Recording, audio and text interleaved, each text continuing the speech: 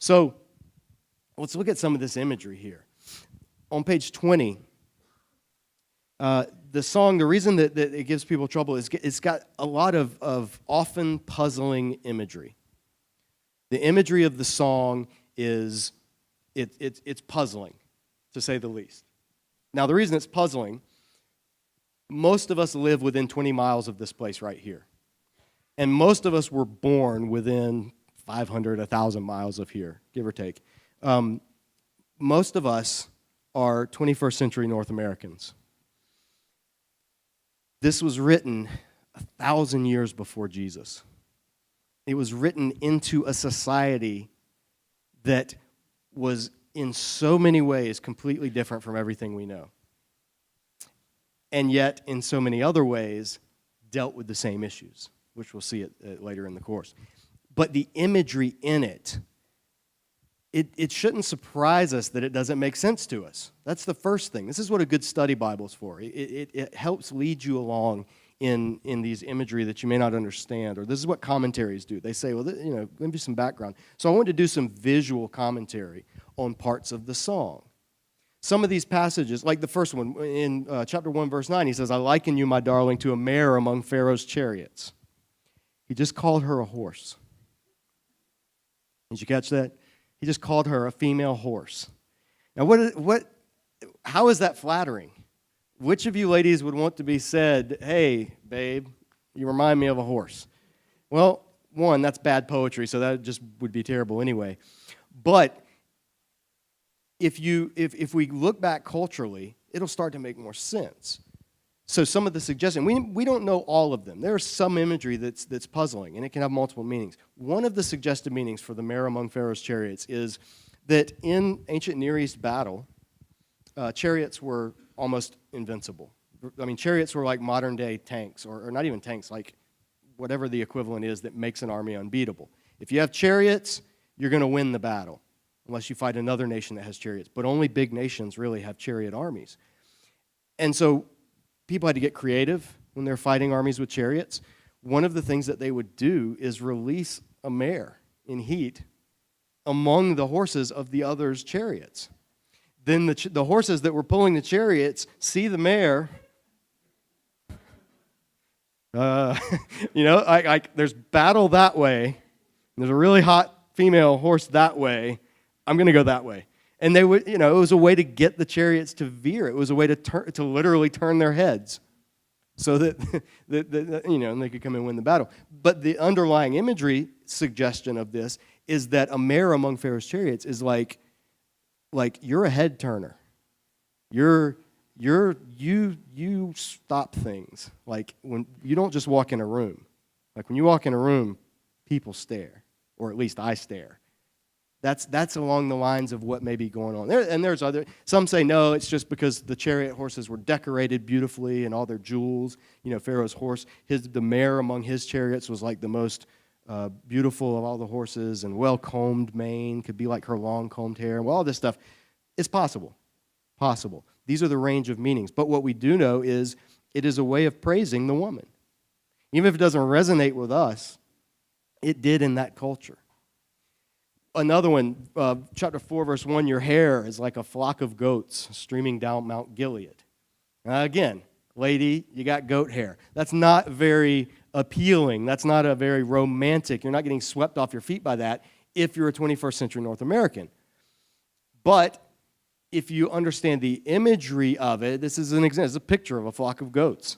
They're not streaming down Mount Gilead, but they're streaming down a hillside, and usually flocks can even be much, much bigger than this, especially royal flocks. So if you see a whole flock of goats streaming, and when I've driven by Gilead in the Holy Land, and it's literally just these rolling hills. I mean, these rolling hills that come down to the Jordan River. And you can see, as far as you can see, it's just hills and hills and hills. So if you see a shepherd leading a flock down, streaming down those hills to get a drink in the Jordan River, goats in the ancient Near East are dark. They're dark colored. I mean, this is a good example. There are a few light ones in there, but for the most part, goats are dark.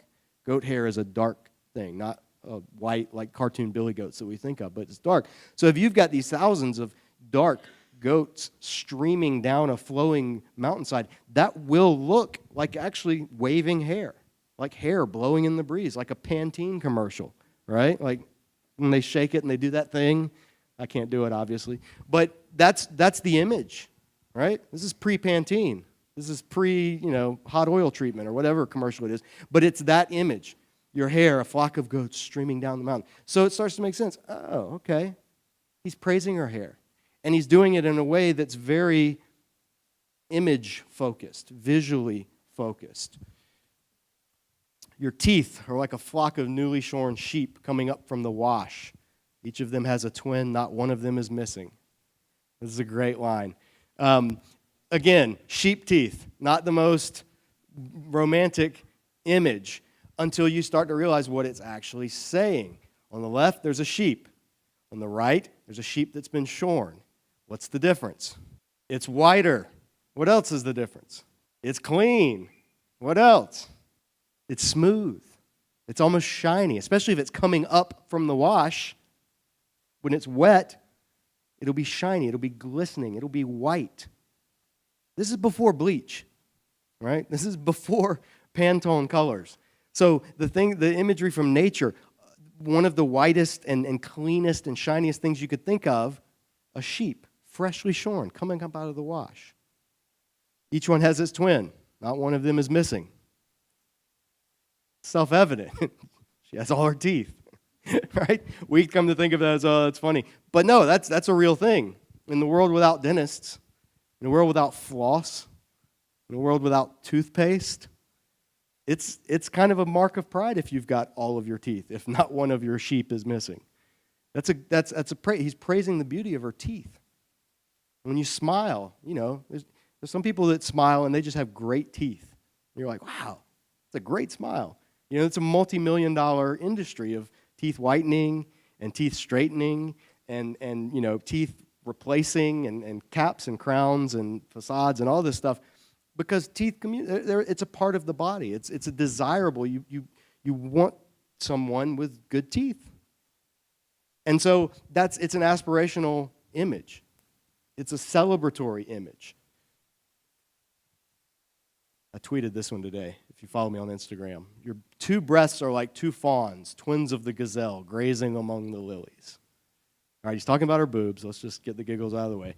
But he says, like two fawns, twins of a gazelle. And I used to think of in my head like fawns, twins, gazelle, little deer. Little deer are awkward. Have you ever seen a deer try to walk, a baby deer? It's just awkward. It can't really stand, and it's lanky. And how in the world? How could that possibly? Why would you pick that to describe the woman of your dreams on her chest? And then, as some commentators point out, it's like, no, they're the two fawns grazing. When they graze, what do? They bend over. They round their backs. Their tails sometimes will stick up, or you get these two humps, these two fawns grazing. And so it starts to make sense. Oh, yeah, if you look at it from that perspective, that kind of makes sense.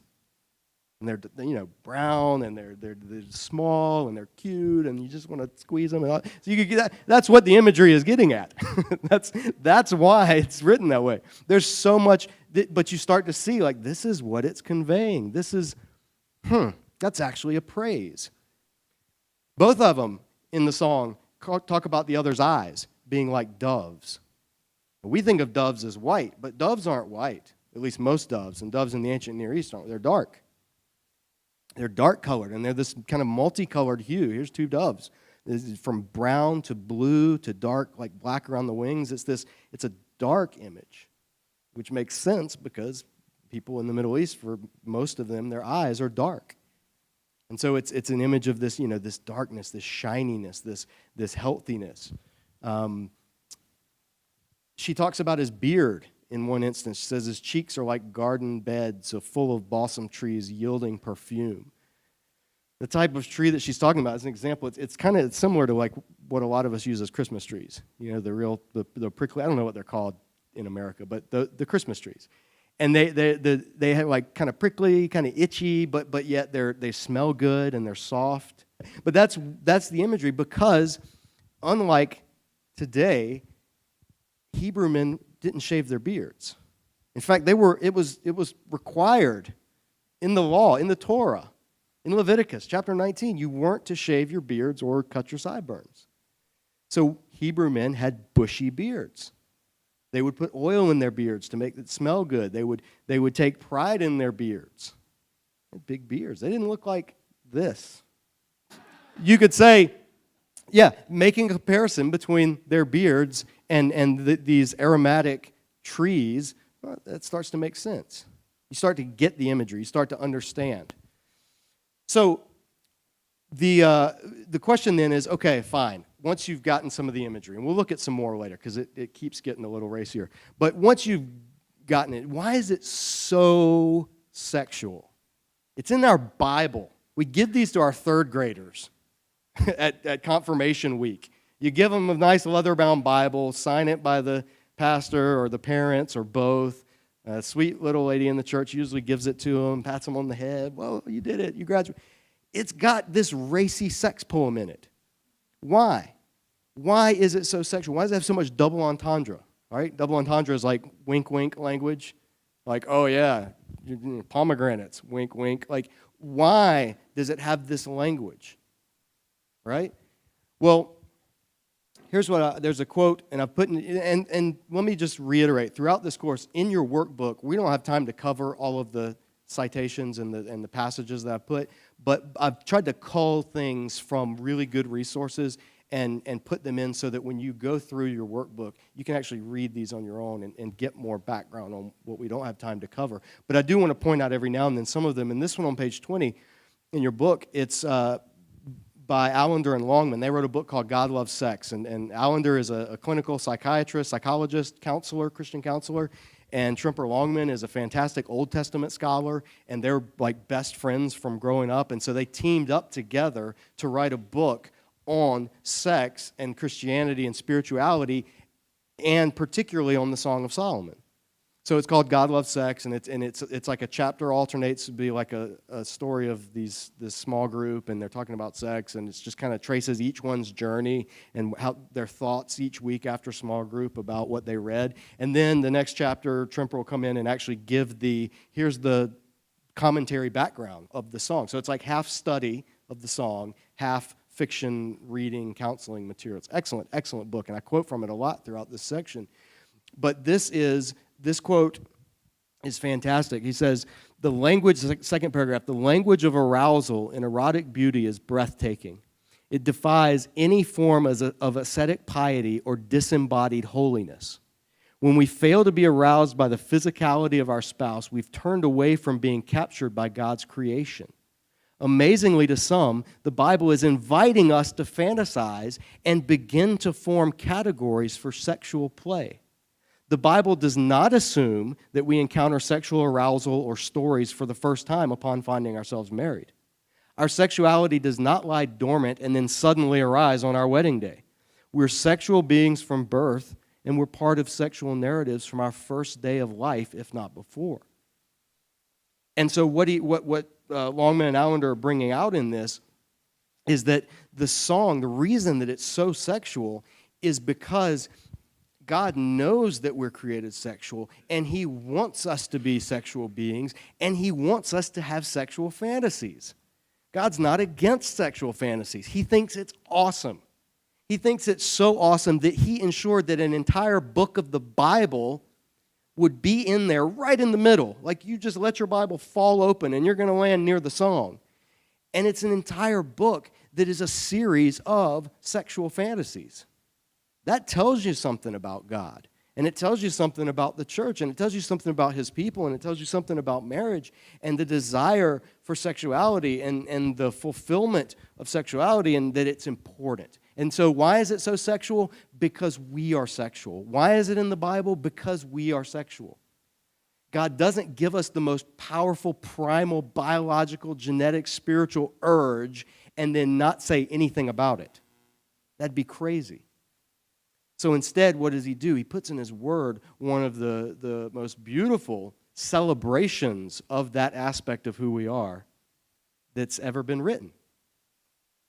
So why wouldn't there be something in the Bible about sexuality and about the goodness of sexuality versus just here's what not to do? I mean, we'll look at the what not to do passages in the next couple of weeks, but before that, long before the what not to do, I want us to see the what to do, like the what it should be. The fact is, one, some people grow up their whole lives, whether they come from a strict, kind of a fundamentalist or maybe a strict Catholic upbringing or just a cultural prudishness, and they grow up thinking that sex is naughty or dirty or it's something you don't talk about in polite company.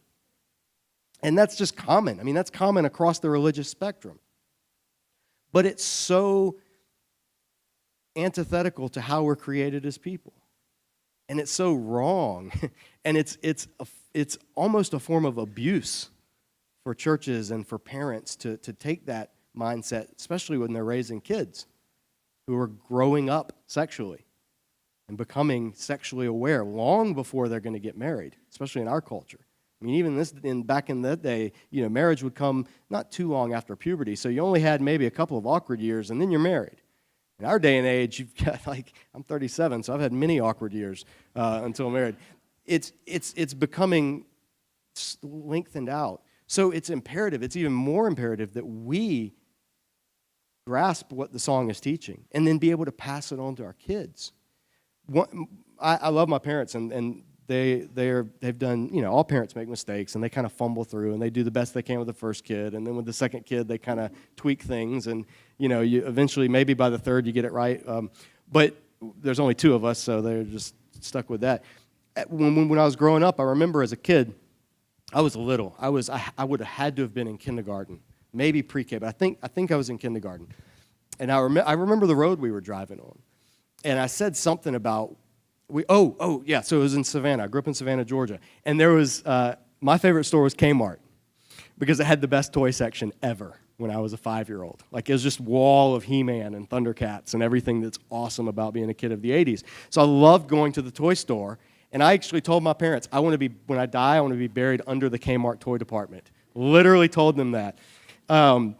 So I loved going to that Kmart. Well, right across, in the same parking lot as that Kmart, this is about like 1983, 84, somewhere around then, there was a building that was all brick, no windows, big ugly green roof around it, and flashing neon lights, Go-Go Girls. This is in the 80s, so Go-Go Girls, flashing. And I remember asking my parents, like when we were driving, what's Go-Go Girls? And they said, well, it's, they kind of hinted around for a long time. And then I think when I was maybe about 5 or something, they said, well, it's, it's a place guys go to look at girls naked.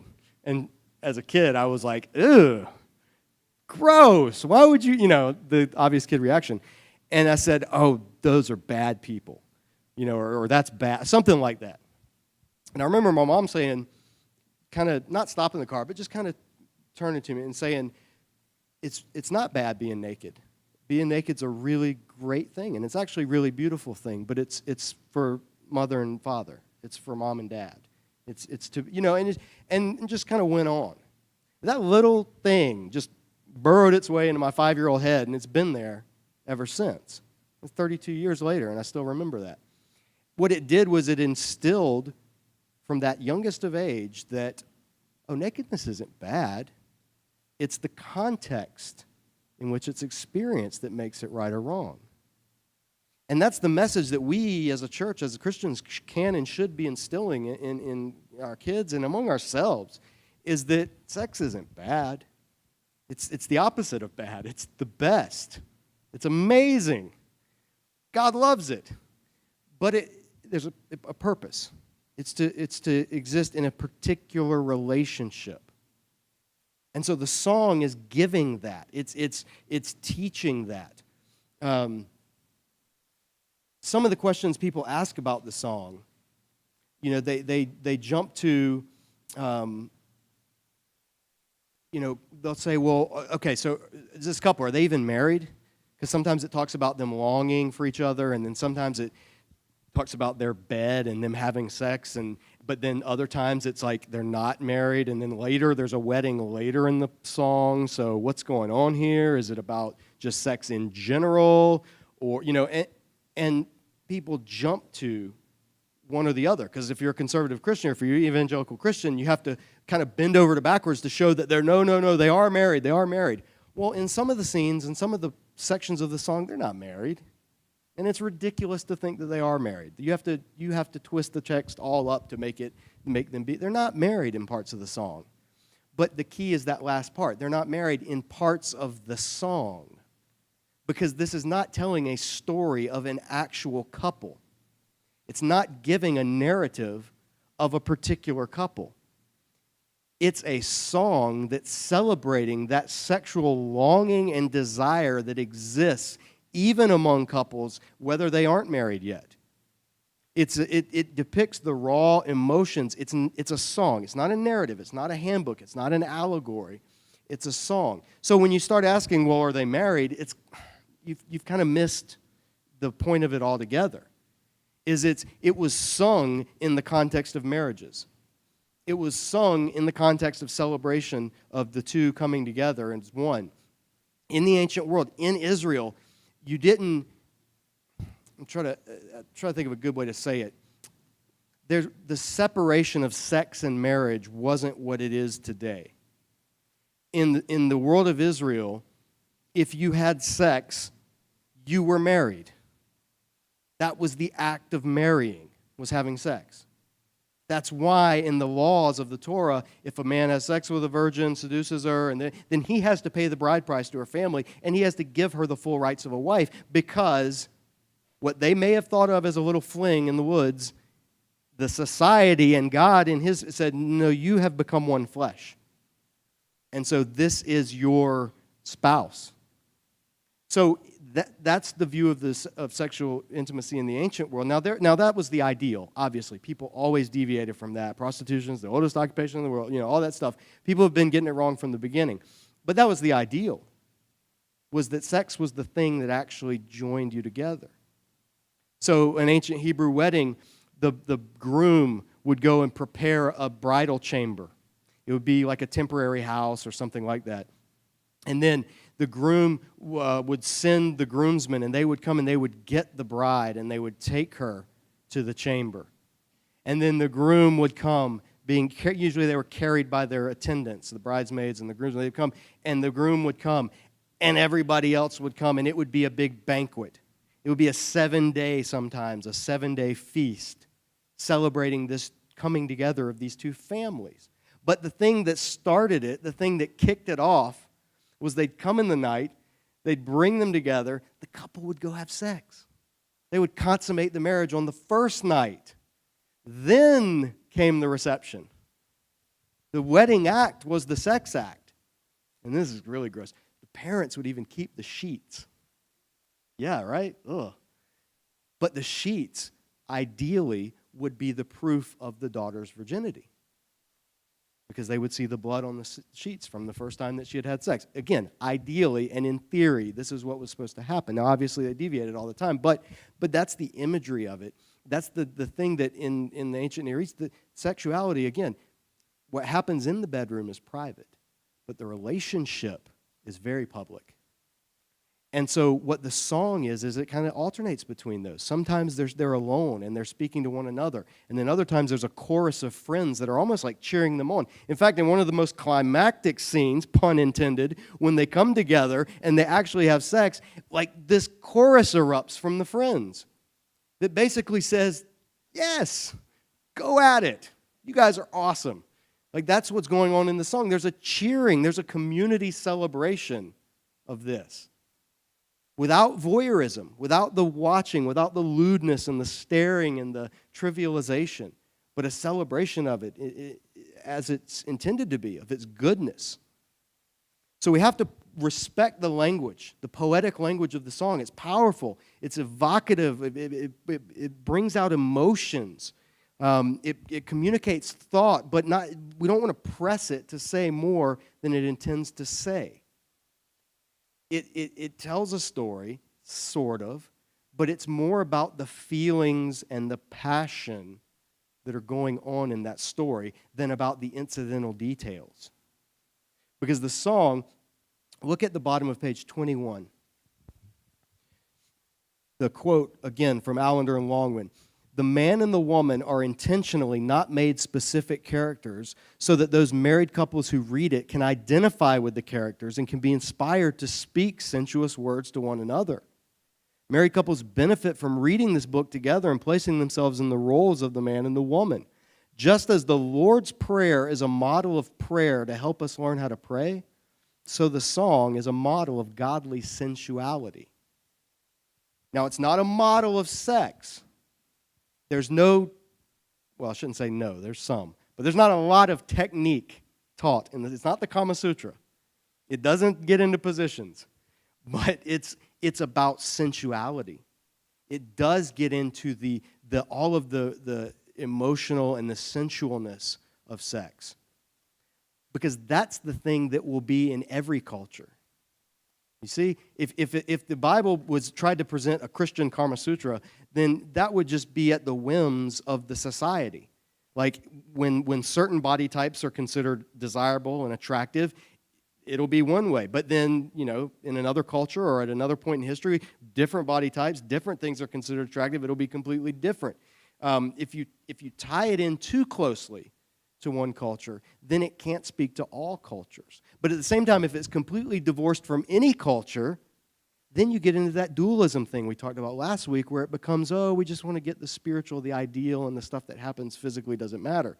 But instead, so the song kind of walks that line where it's rooted in ancient Near East Hebrew culture, but at the same time, it's focused on the elements of the relationship that transcend that culture.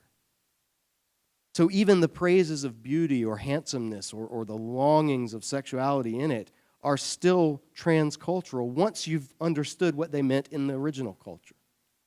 Then they can be extrapolated. So guys, you don't have to tell your wife she's got goat teeth or whatever you pull from it, because that's not an image that conveys that in our culture. You'd have to come up with a different one. One thing that's important to note in the song is nowhere is procreation ever mentioned.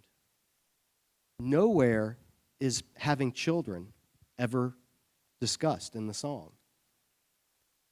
Now, this flies in the face of a lot of early church history that taught, like we saw last week, sex is a tolerable evil, or if it's holy, it's only holy because it produces children. But that's not the song's original intent. The song doesn't get into the be fruitful and multiply thing that Genesis does. Because not every couple will have children, for one thing. And also because what it's doing is it's restoring the holiness of sex in its relational aspect, rather than in its mechanical child-producing aspects.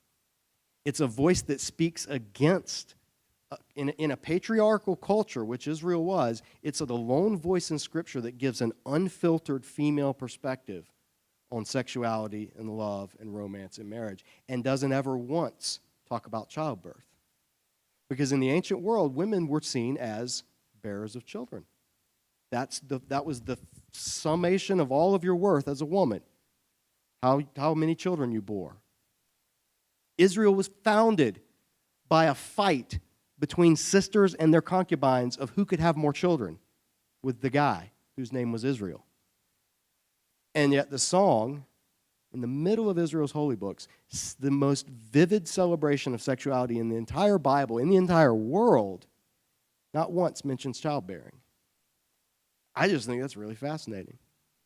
It's a voice that's speaking balance into the temptation to see sex, even seeing sex as good and holy, seeing it as, well, it's a means to an end, and the end is to bring children into the world. And the song says, pump the brakes for a minute. Sex is good in and of itself because it's good. Because it's two people coming together, both bearing the image of God, complementing one another, and enjoying one another for nothing more than the sake of enjoying each other. It feels good, and it should feel good, and it's supposed to feel good, and God wants it to feel good. And so you have the Song of Solomon right there in the middle of your Bible. So what Allen or Lawman, they say, sex is more than procreative, more than even relationship building. It's vastly more than mere sensuality and play. It's the one act that stands most opposed to the ravenous decay and destruction of death. In the end of the song, it'll talk about love being even stronger than death, and how powerful it is, and like surging waves, and just it's just getting, the whole song is getting wrapped up in what love. And in Hebrew, there's not the word that's used that's translated as love is the same word that's translated as love making. Like it's the same. Now there's a crasser Hebrew word for to have sex with, but then there's a word for to engage in making love. That's the word that's translated as just love in a lot of the versions of the Song of Solomon. The first part of the song, your love is greater than wine. Well, it's your love making. It's talking about the act of love, not the nebulous concept of love, but the actual physicality of love. The song is a celebration of sexuality. It is an encouragement for godly sexual fantasy. It is basically teaching you, or meant to teach God's people, how to fantasize, how to be sexual, how to think about sex, how to truly experience the one flesh union. All of that is part of it, couched in the vehicle of an ancient Near East love poem. But there's a deeper truth in it, and this is where the people that allegorized it, they'd make up all kinds of stuff that was not in the text, but they were right in that there is a deeper message in the text, a theological message. The song presents a longing look at what could have been or what should be. It's a longing for pre-fall intimacy in a post-fall world. Pre-fall intimacy in a post-fall world. What do I mean by that? Genesis chapter 3 we saw last week. That was the fall. The one flesh union, the relationship between the man and the woman was attacked in the garden. And as a result, when God was saying, this is the result of what's happened. Sin is entering into creation, and this is what's going to happen. He says to the woman, he says, your desire will be for your husband, but he will rule over you, or he will master you, or he will lord over you. Your desire will be for your husband. Now, he pronounced on all three of the parties involved, so it's not like that's the only thing. But that was one of the things, one of the echoes of the fall that's reverberated throughout history, is this sense of a healthy longing on the part of women. Now, of course, feminism is a reaction, an overreaction in many cases to unhealthy forms of longing and all kinds of social issues and things. It's very complex, so any discussion of gender roles is going to be necessarily somewhat simplistic, but throughout most of history, there's been this reoccurring trope in literature and in art of a woman longing for a husband, and the husband, instead of returning that, actually ruling over or lording over.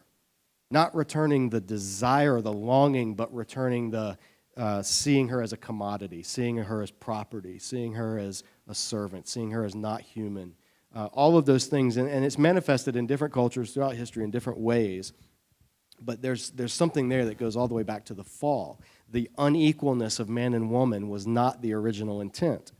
That came after sin entered into the world. Man was created chronologically first, but woman was created on the equal status, and it was only after the fall that this subservience entered into the social dynamic. The song gives a nod to that. It looks back to it, and there's a couple of ways that we see it. One is, throughout the song, Eden imagery abounds. There's so much Eden imagery, garden imagery. This imagery that resonates. That's why we read last week. I wasn't just reading for the sake of it. Last week when we read Genesis 2, I didn't skip over those parts that talked about where Eden was and the rivers that divided and the precious stones and the fact that there was gold there and the trees and all of that stuff, because that would be imagery that would reoccur later throughout the history of the Hebrew Bible. And in particular in the song, I've given you an example at the bottom of 21 where he flat out says, you're a locked garden, my sister, my bride. You're an enclosed spring, a sealed up fountain. What was the first garden that was ever locked in creation? It was Eden. God kicked man out of the garden and barred the way with a cherubim, a flaming sword. I mean, it was a no entry. So yet they're comparing their sexuality, their one flesh relationship is being depicted as kind of like a Eden in miniature, or a personalized Eden. And it goes on and lists all of the fruits in it, and pomegranates and henna and nard and saffron and calamus, cinnamon, all of these spices, all these fragrance. The imagery is of this lush, fruitful garden. Chapter 6, verse 2, at the top of page 22, my beloved has gone down to his garden, to the flower beds of balsam spices, to graze in the gardens, to gather lilies. I am my beloved is mine. He grazes among the lilies. And then chapter 7, verse 10, this is the climax of the song. Again, pun intended. This is the culmination of the song, I would suggest. I am my beloved's, and his desire is for me. I am my beloved's, yet his desire is for me. Now, the reason that this should be ring bells is because that word desire, his desire, that word teshuka in Hebrew, it's rarely used. I think there may be a couple of other instances, but the only two that come to my mind, at least, that it's used is in this verse and in the account of the fall, when it said, your desire will be for your husband, but he will rule over you. But now here, what we see is at the climax of the song in 7:10, within this sexual relationship, there's a glimpse or an experience of restoration of what went wrong in the garden. A hint. Not a fullness, not a full realization. There's not like marital sex undoes the fall. No. But within the bedroom, within the marriage bed, that is a portrait or a shadow or an echo or a resonance of the ultimate fulfilling when God comes and undoes everything that went wrong with the fall. It's a glimpse. It's a foretaste of putting right everything that went wrong. We see that in the song. It gives us a glimpse. The curse of Genesis 3 is now reversed in the song. In the song, the curse of Genesis 3, where the husband's desire is not for the woman, where she desires him, but he rules over her. In the song, that does no longer exist. In fact, the husband praises and exalts and pursues and chases after the woman. And at the same time, she does the exact same thing. In fact, just numerically speaking, the woman pursues the man more in the song than vice versa. This mutuality of the relationship that was lost in Eden is restored. In Genesis 3:16, your desire will be for your husband. He will rule over you. In Song of Solomon 7:10, my beloved's, his desire is for me. That is a huge biblical theological statement that's made right in the middle of this song that's easily missed if we're just reading through it. We just think, oh, that's nice. He likes her. He desires her. It's not that normal desire. It's the specific desire that was fractured or broken or distorted at the fall in Genesis 3. So that has massive implications. But yet the song also gives a sense of realism about sex in a fallen world, because it's a longing for or a depiction of pre-fall intimacy in a post-fall world. But it realizes that it takes place in, and we exist in, a post-fall world where there is closeness in the song juxtaposed with separation. So in chapters 3, verses 1 through 4, there's this closeness, and then there's immediately this separation. Like just when you think they're together, and then all of a sudden he's gone and they're separated. And that resonates well with people who, in a fallen world with sexuality, in sex, you do get this, it's the closest you can possibly be, but then there will be times where immediately after, or even in the moment, or at some point, because of the emotional issues, or because of sin, or because of insecurities, or any kind of whatever echoes of the fall are still ringing out in creation, sex will never be the thing that ultimately brings that separation to an end. It can be a tool, it can be or not a tool, it can be a bridge to bringing people together, but it'll never be the completion of it. It'll never be the thing that truly unites, because that can't happen through human effort. That has to happen through grace and through God actually stepping into the human story and doing for humanity what humanity couldn't do for itself, which is restore fractured relationships.